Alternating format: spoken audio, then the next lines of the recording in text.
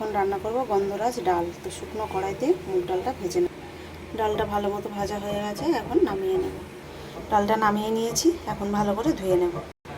এই যে ডালটাকে এখন ধুয়ে নেব। তো ডালটাকে প্রেসারের মধ্যে দিয়ে দিয়েছি, পরিমাণ মতো জল দিয়ে দিয়েছি। এখন দিয়ে দেবো লেবু পাতা।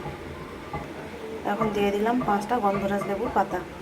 ঢাকা বন্ধ করে একটা সিটি মেরে নেব।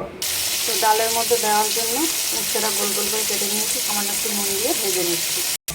উচ্ছেটা ভাজা হয়ে গেছে, এখন নামিয়ে নেব। ওই কড়াইতে দিয়ে দিলাম রাঁধুনি আর শুকনো লঙ্কা।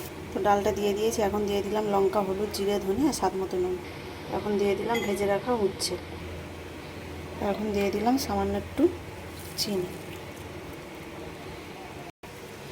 এখন দিয়ে দেব 1 টেবিল স্পুন ঘি। তো গন্ধরাজ ডাল রেডি হয়ে গেছে, এখন নামিয়ে নেব। ডালটা রেডি হয়ে গেছে, এখন নামিয়ে নিয়েছি।